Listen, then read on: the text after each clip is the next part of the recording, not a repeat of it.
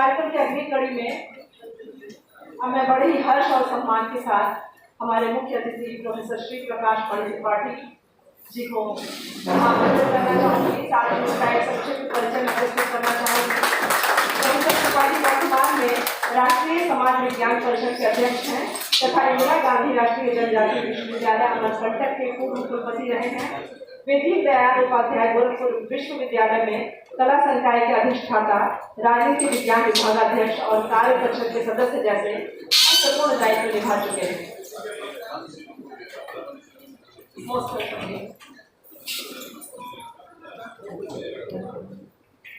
धन्यवाद डॉक्टर के जी। आज के कार्यक्रम में इस कार्यक्रम के अध्यक्ष विश्वविद्यालय के प्राचार्य प्रोफेसर ध्यान कर रहा था हमारे इस कार्यक्रम के क्वेश्चन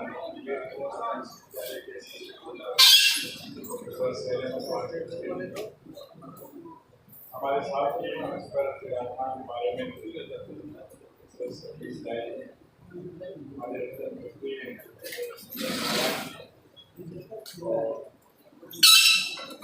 आपने अपनी बहुत सहयोगी हमारे कुल में है प्रोफेसर अपन सांदिल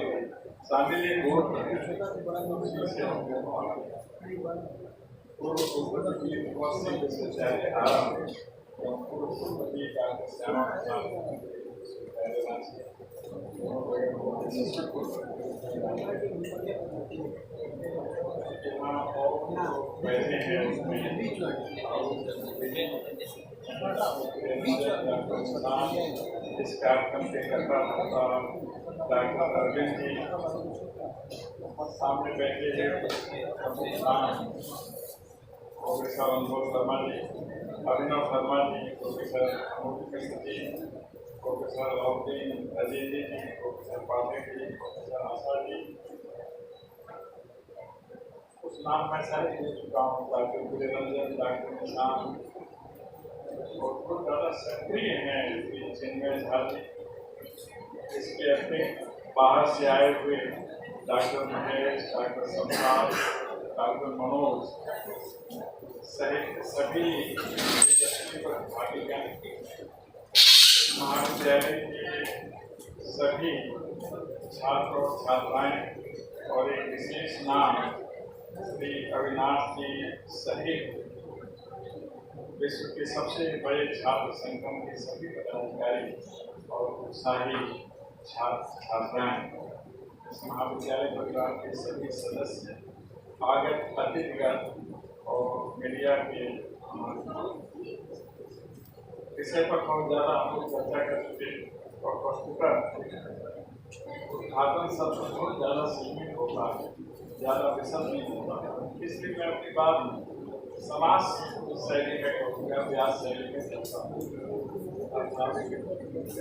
इसके पहले अपनी बात रामायण पहली लाइन से वर्ण नाम अर्थ संज्ञा नाम सानाम सत्साम मंगला नाम चक्रकारो बंदे पानी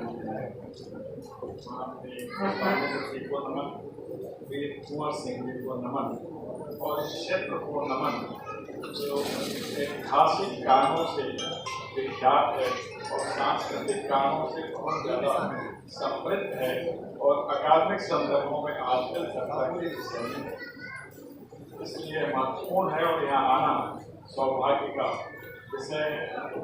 आयोजक दल को रेडियो से धन्यवाद के कारण मैं अपने अनेक मित्र लोगों से मिल सका, अपने आत्मीय लोगों से मिल सका, जिन्होंने बातचीत की चर्चा की। जहाँ तक विषय का प्रश्न इसके 3 आयामों की चर्चा हमारे अपन ने किया। एक आयाम संक्षेप में मैं पहला है विकसित भारत 2047। दूसरा हिस्सा मैं ले लेता हूँ डिजिटल लोकतांत्रिक सशक्तिकरण और तीसरा इस पर बहुत ज़्यादा हम चर्चा कर सकते हैं, एक देश एक चुनाव। जब हम विकसित भारत की बात करते हैं 2047 को भी माननीय प्रधानमंत्री जी ने रखा इस पर चर्चा हो चुकी है। तब तक 100 वर्ष हो जाएंगे हमारे इस बात में। विकसित भारत का आशय है स्वच्छ भारत। भारत का आशय है स्वस्थ भारत, कोई रोगी ना। विकसित भारत का अर्थ है शिक्षित भारत। विकसित भारत का अर्थ है समृद्ध भारत। विकसित भारत का अर्थ है सशक्त भारत। विकसित भारत का आशय है सांस्कृतिक महाशक्ति के रूप में, आर्थिक महाशक्ति के रूप में और सामरिक महाशक्ति के रूप में। विकसित भारत का आशय है राजनीतिक स्थिरता का देश। विकसित भारत का आशय है दुनिया के सबसे महत्वपूर्ण, सबसे विशाल और सबसे सम्मानित संविधान का देश होना विकसित भारत को। जहाँ तकनीकी, औद्योगिक सामर्थ्य दुनिया के विकसित देशों के समकक्ष और कुछ मायने में उससे भी ज्यादा। विकसित भारत का अर्थ है शिक्षा, संस्कृति, अध्यात्म, ज्ञान और विज्ञान का अधिष्ठान से विकसित भारत। एक ऐसा देश जहाँ सभी को विकास का अवसर मिले, जहाँ सभी व्यवस्था द्वारा समादृत हो, जहाँ सभी की एक विशिष्ट पहचान हो, जहाँ सभी के लिए स्थान हो और जहाँ सभी के विकसित होने का पर्याप्त अवसर हो, उसे विकसित भारत हमारा संकल्प है और हम संकल्प से सिद्धि को क्रमशः बढ़ रहे हैं। ऐसा सत्ता प्रतिष्ठान का भाव है और सामान्य जन का भाव। एक पक्ष से इसका डिजिटल डेमोक्रेटिक एम्पावरमेंट। आपको सामान्य रूप से जब हम एम्पावरमेंट का शब्द पहले हम लोग महिलाओं के लिए क्या करते थे, पहली बार इस प्रकार के शब्द भी कहे हैं। हम लोग तांत्रिक सशक्तिकरण की बात करते हैं। दुनिया का सबसे ज्यादा सशक्त लोकतंत्र भारत कहा जाता है। दुनिया का सशक्त लोकतंत्र ही नहीं है, ये दुनिया के लोकतंत्र की जननी है। आप सबने पढ़ा होगा, एक उल्लेख भी अभी हुए गणतंत्रों की बहुत बड़ी श्रृंखला इस देश में देखकर मालव का संगामू, उसके बाद वैशाली, कुशीनारा गणतंत्र थे। और यहाँ गणतंत्र और लोकतंत्र का संचालन सभा, समिति और किदत जैसी संस्थाओं से होता था। अभी हम किदत तक तो पहुँच ही नहीं पाए, अभी तो हम सभा समिति से काम चला रहे हैं। दुनिया में कितने लोकतांत्रिक देश हैं। इस तरह हमारे यहाँ लोकतंत्र की जो परंपरा है सनातन मान्यता की तरह है, सनातन ज्ञान परंपरा की तरह अपूर्ण परंपरा है। यह बात दूसरी है कि आज दुनिया के सबसे बड़े सबसे घनी जनसंख्या के देश के रूप में, सबसे बड़ी जनसंख्या के देश के रूप में हम जाने जाते हैं। ऐसी जनसंख्या को व्यवस्थित रखना, उसे सुरक्षा प्रदान करना, विकास का अवसर प्रदान करना और उसे सुख प्रदान करना, यह विकसित भारत का आशय है। आज के दौर को हम तकनीकी का दौर कहते हैं।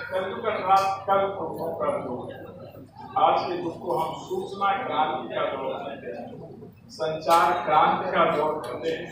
पहले हम लोग विस्फोट शब्द परमाणु के लिए प्रयोग करते थे, बाद में जनसंख्या के लिए प्रयोग करने लगे और आजकल हम सूचना विस्फोट की बात करते हैं। विस्फोट जो होगा ठीक ना हो, उसी संदर्भ में हम लोग सूचनाओं की बात करते हैं। जब डिजिटल एम्पावरमेंट की बात करते हैं तो उसका आशय होता है जन सामान्य की सत्ता में सहज भागीदारी, विकास तक जन सामान्य की सहज पहुंच और जितने विकास के सोपान हैं वहां तक हमारी सहज पहुंच। राष्ट्रीय शिक्षा नीति में तकनीकी, मशीन लर्निंग और इस पर बहुत ज्यादा चर्चा की गई है, जिसके माध्यम से हम विद्यार्थी को वैश्विक नागरिक बनाएंगे। समर्थ भारत और विकसित भारत का नागरिक वैश्विक नागरिक होगा वह ग्लोबल सिटीजन होगा और वर्ल्ड सिटीजन होगा, ये हमारा लक्ष्य है।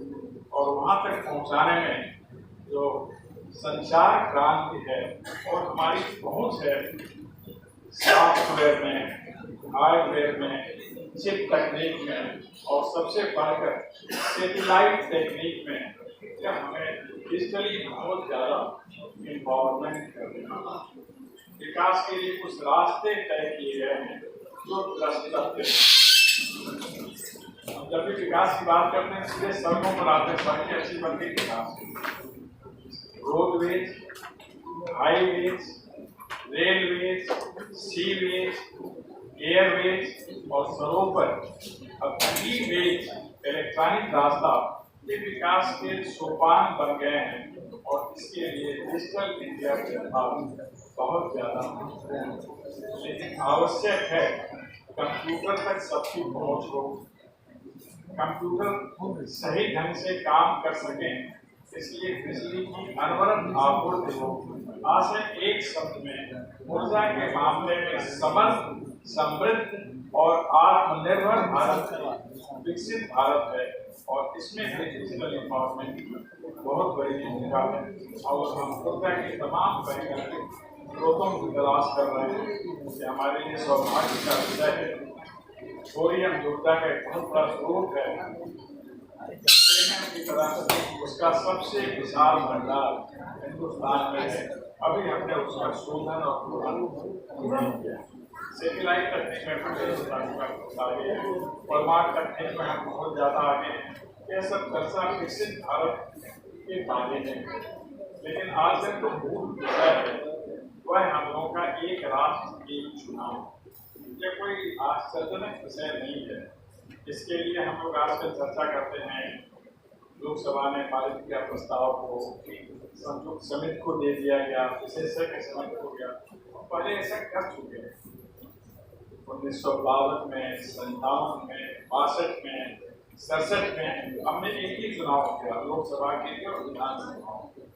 इसलिए नया प्रयोग नहीं है, पहले किए गए की पुनरावृत्ति है और यह व्यवस्थित तरीके से हो सके इसके लिए तकनीक खोजने की जरूरत, जनमत बनाने की जरूरत है।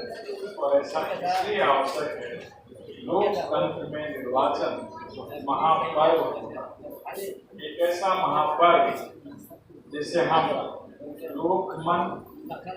लोकमत और लोक रुचि का मंच कहते हैं। तो हमारी भावनाएं व्यक्त होती हैं, हमारी रुचियां व्यक्त होती हैं और हमारे मत के माध्यम से सत्ता का गठन होता है। इसलिए सब पुनर्संरचना है हमारी चुनावी व्यवस्था का और लोकतंत्र के जो सोपान है जिसके माध्यम से हम इसे क्रियान्वित करते हैं, उसके विचार का पुनर्भ्रमण कहा जाता है, जो हमारा विषय है। एक चुनाव कराने से कोई बहुत ज्यादा नहीं, हम लोगों ने समस्याओं पर ज्यादा चर्चा कर ली, इसकी विशेषताओं पर भी हमने चर्चा किया, कुछ बिंदु रह गए हैं उसको समाप्त। पहला तो यह कि पॉलिसी मेकिंग सहज, हम खर्चों की बात कर चुके, जो शासन की निरंतरता है, व्यतिरेक आने से पॉलिसी इम्प्लीमेंटेशन, डिसीजन इम्प्लीमेंटेशन में बहुत बड़ी बाधा आ जाती है। एक साथ चुनाव करते हैं तो समय की भी बचत होगी, सैन्य बल, पुलिस बल का बार बार प्रयोग नहीं करना होगा, उन्हें अन्य कार्यों में लगाया जाएगा। जो देश के संसाधन हैं इनका और भी अच्छा अन्यत्र प्रयोग किया जाएगा। ये सारी बातें साथ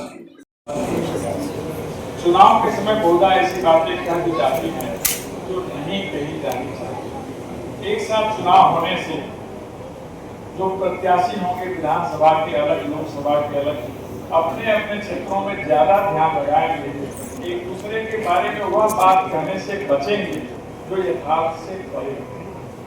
एक बहुत बड़ी समस्या आजकल हमारी चुनाव प्रक्रिया में फेक न्यूज का है, इससे भी बहुत ज्यादा बचत हो जाएगी। जो लोकतंत्र का चौथा स्तंभ है वो पहले से ज्यादा उत्तरदायी होकर काम करेगा और तब सब जगह देखना होगा कि हमारी स्थानीय आवश्यकताएं क्या है, आंचलिक आवश्यकताएं क्या है और राष्ट्रीय आवश्यकता के साथ ही साथ और क्षेत्रों से हमारी अपेक्षाएं हैं। एक साथ चुनाव होने से अपेक्षाएं और आवश्यकताएं दोनों जुड़कर दिखलाई देंगी। हर चीज का कोई नकारात्मक प्रभाव ही नहीं होगा। प्रयोग तो हमेशा अच्छे के लिए किया जाता है। अगर इस प्रकार का प्रयोग फिर से किया जाता है तो इसका सकारात्मक परिणाम नहीं, क्योंकि सारा लक्ष्य शासन का जनहित होता है। अगर इसके माध्यम से और बेहतर जनहित कर सकें तो इसमें कोई कठिनाई नहीं है। हमारा संविधान जाना ही जाता है सामयिकता के लिए और परिवर्तनशीलता के लिए। आवश्यकता अनुरूप इसमें परिवर्तन हो सकता है और इसकी वजह से हमारे संवैधानिक ढांचे पर अगर 52 से 67 तक आंच नहीं आई तो कोई आंच नहीं आने वाली है। जो क्षेत्रीय दल हैं वो बने रहे। एक साथ चुनाव होने पर समायोजन बहुत महत्वपूर्ण बात होगी कि हम स्थानीय मुद्दों से और क्षेत्रीय दलों से समायोजन किस प्रकार करें। सागर बड़ा नदियों का अस्तित्व समाप्त नहीं, नदियों के कारण ही सागर की महत्ता हमेशा बनी रहती। उसमें जल देने का काम नदियां करती। क्षेत्रीय दल राष्ट्रीय दलों के लिए घातक नहीं है, उनके लिए सहयोगी हैं और राष्ट्रीय दल क्षेत्रीय दलों के विनाशक नहीं है तो उनके संबल करता है। ऐसा आज की राजनीति में आप देख सके हमारे देश में कई बार कोएलिशन पॉलिटिक्स हुई, कोएलिशन सरकारें बनी। एक साथ चुनाव कराने से बहुत कठिनाई नहीं है। हमें इसके सकारात्मक पक्षों पर ध्यान देना चाहिए और निश्चित रूप से ऐसा करने पर भी जो हमारा ध्येय वाक्य है सर्वे संतु निरामया सर्वे भद्राणि पश्यन्तु मा कश्चित् दुःखभाग् भवेत्। बहुत ज़्यादा इस पर चर्चा होगी, आगे आप लोग करेंगे। आप सभी ने ध्यान से सुना और यहाँ बुलाया, इसके लिए बहुत बहुत साधुवाद। जिन बच्चों ने बहुत अच्छी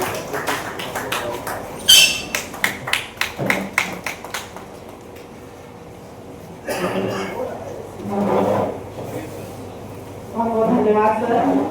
बच्चों जोर से ताली बजाओ, आपके गीत की तारीफ हुई है।